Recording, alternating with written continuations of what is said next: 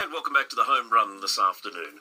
Now, the Joint Select Committee on the Future of Gaming has been meeting today, and John Mangan has put together a report that is looking at these issues, and we have caught up, of course, with Meg Webb before from Anglicare's Social Action and Research Centre, and she's joining us on the program this afternoon. Meg, welcome.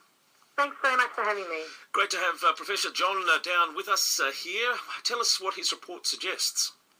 So we asked Professor Mangan to model what would happen to the Tasmanian economy if we were to take poker machines out of hotels and clubs and have them only in the casinos, which is the outcome we want to see in this state.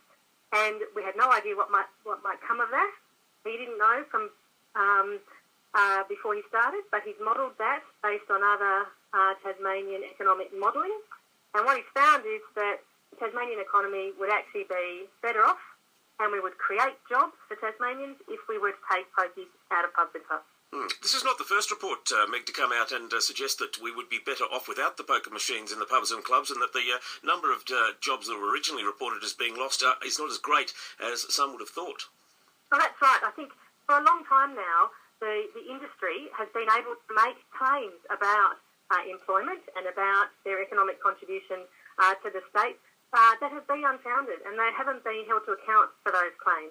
And I think what we're seeing now, because we're at this moment in time where we can think about and make decisions about the future of the state around this issue, now actually we're getting some tangible evidence that actually asks the hard questions and looks at the reality of what would happen if we were to make positive change.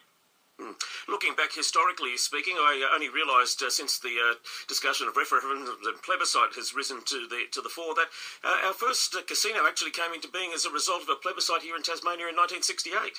Yes, that's right. The Tasmanian people were asked whether they wanted to have a casino in the state, and it was an interesting conversation. I believe it was quite a close result, and some of the assurances that were given to the Tasmanian people at the time, such that this would be a high-roller casino and it wouldn't involve poker machines. We've actually seen that over time those things have eroded away somewhat. But at the time, yes, Tasmanians were given a say in whether or not we'd go down that track with a casino. The interesting thing is that since that time, there really hasn't been an opportunity for Tasmanians to have a say about what then developed around gambling and particularly around poker machines in this state. So what we're seeing at the moment with this parliamentary committee and the opportunity to make community view heard is a really unique and important opportunity to hear from the Tasmanian community on this. And there has been quite a large number of representations too, Meg, is it? We're not just talking about a few different organisations that have put forward representations. Quite a number have had their thoughts and say on what they want to see in the future with poker machines in pubs and clubs. That's right, David. At the end of last year, the committee asked for submissions from the community and from other interested parties on the matters that they were looking at in relation to poker machines. They got about 140 odd submissions. Around 100 of those were from individual Tasmanians. And those Tasmanians were telling the committee that they wanted change around poker machines. They wanted poker machines out of their local communities and better protections put in place around them. Of those 140 odd submissions, maybe 28, I think, were from groups like Anglicare, who also are calling for change because we see the harm that's caused to people and to communities through poker machines. So again, that many organisations put forward a view.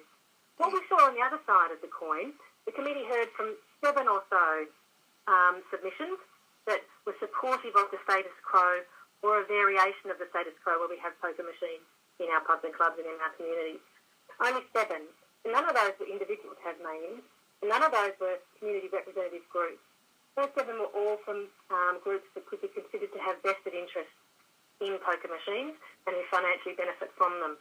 So I think that's fairly telling, that when the committee asked for the Tasmanian community's view, what they heard overwhelmingly was a call for change.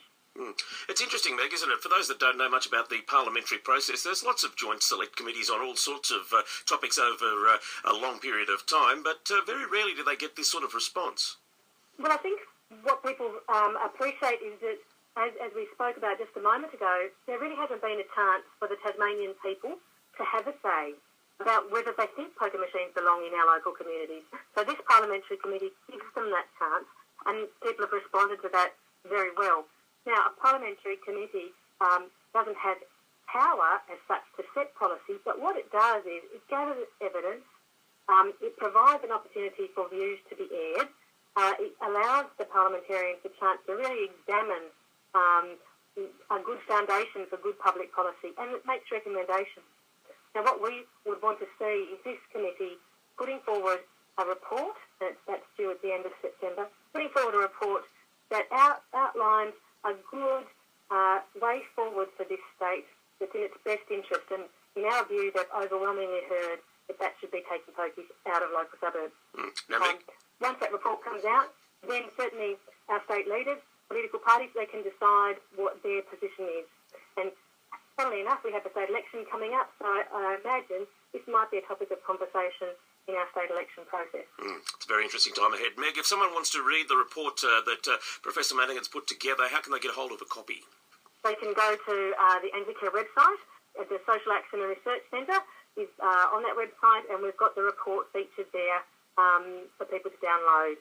We'll pop a link They up can there. contact me also at Anglicare, Meg Webb, and we can organise to have one sent if they're not able to access it via the web. And we'll also pop up a link to help people get easy access to that. Meg, great to spend some time with you on our program again, as always, discussing a very important issue. Thanks very much for having me.